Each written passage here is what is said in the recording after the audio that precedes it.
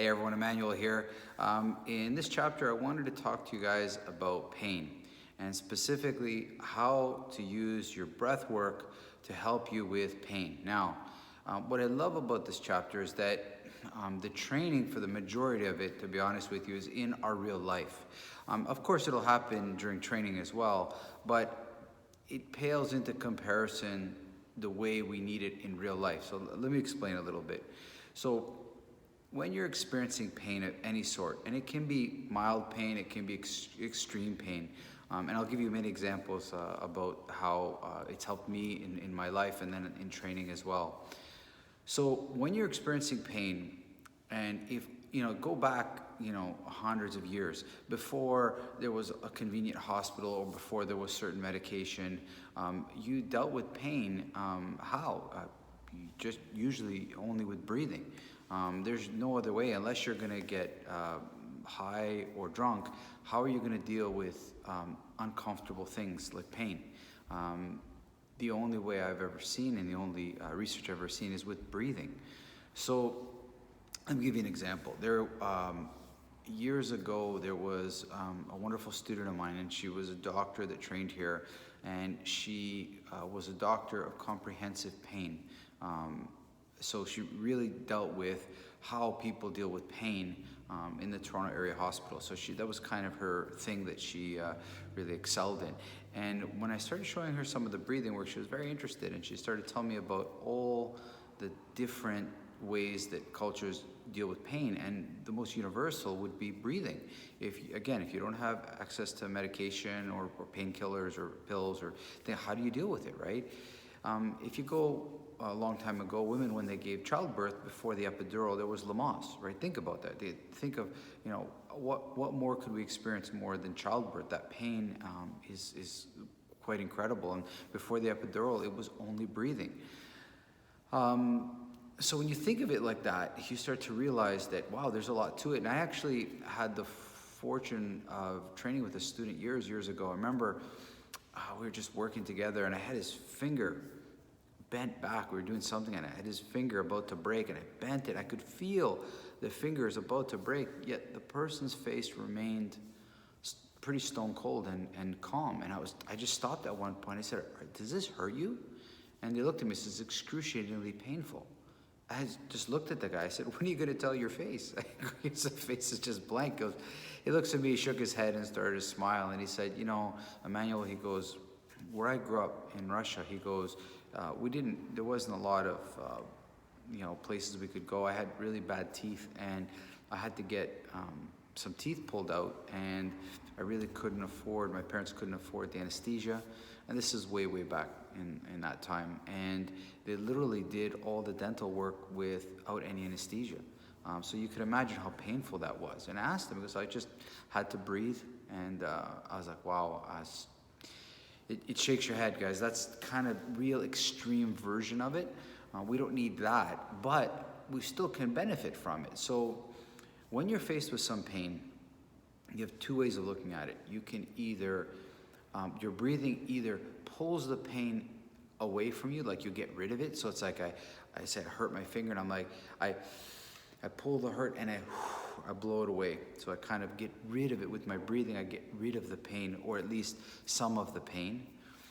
Or I can breathe to support the effort. So let's say it hurts, but I breathe to make that finger that I've hurt stronger. So I support it.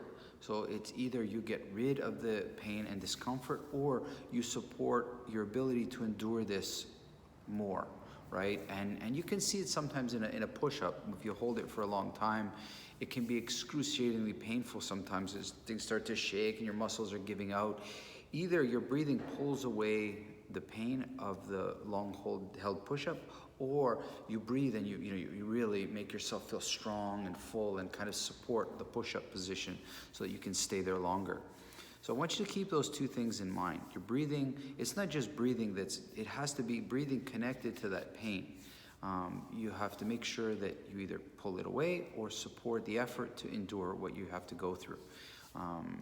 And sometimes either or, like I remember I was getting stitches one time, and it hurt quite a bit. I knew it wasn't going to take long. So my main focus was just getting through that period, so making myself strong enough to endure the stitches. And I did. So many examples of this, and I'll kind of go through a variety. I mean, I could show you guys, but it's going to be complicated. I figured I could at least explain it and then let you guys try it. And then if you have questions, you can just email me or give me a call. The numbers and the emails are public, so you can find me easily, and you can ask me some more questions. But a lot of this stuff needs to be explored on a personal level. So I'll show you the way I'd like you to do it. So there's ways that you can inflict pain on yourself. I don't want you to necessarily do this on a regular basis, but to understand it, right? So as an athlete, I remember playing rugby or wrestling or boxing. They would make us do lots of wind sprints. This is common in sports. The wind sprints, sprinting from one side to the other, very quick, really affects your breathing, and it's very painful because you feel like your chest is going to blow up, and you need to be able to get, fix yourself so that after I finish doing the wind sprints, which feels like your lungs are burning, you feel like in many cases, some of the practices I went to, people were throwing up. They would do it there was so much pain involved, with how often we were doing it, literally to utter fatigue. So in that case, I was using my breathing to support, time to support the ability to keep running, and the other time to get rid of the pain when I was recovering. So the breathing was used, let's say, as an athlete in that regard, right? Another regard, I'd broken my finger in class. Somebody just kicked it sideways and the finger had broken. It was very painful. And again, just breathing, relaxing myself, keeping myself calm to state. And then I put the finger back because it was kind of crooked. I put the finger back, put it beside the other one, taped it, and I continued training. Again, breathing was very necessary. I was at home walking, smashed my baby toe on the corner of a wall, excruciating amount of pain. We've all experienced this. Now is training. Right now is training. Now it's not like just for Systema class, but in real life, you're gonna hurt yourself somehow, whether falling down the stairs, cutting yourself with a knife in the kitchen, hitting your head on a cabinet, hitting your toe on a baseboard. These are going to cause you quite a bit of pain, and you'll see that also some maybe anger comes or frustration comes with these as well. That's your training time. That's when you need it, even though it'll frustrate you as hell, but that is your training time. And don't forsake it, and use it wisely, because that's how we need it. We need breathing, not when it's convenient, and we need to understand breathing and pain at the exact moment it happens, not think about it afterwards. I need it right now, right? So in many cases, it's the huge deciding factor in terms of how quickly you can recover from this.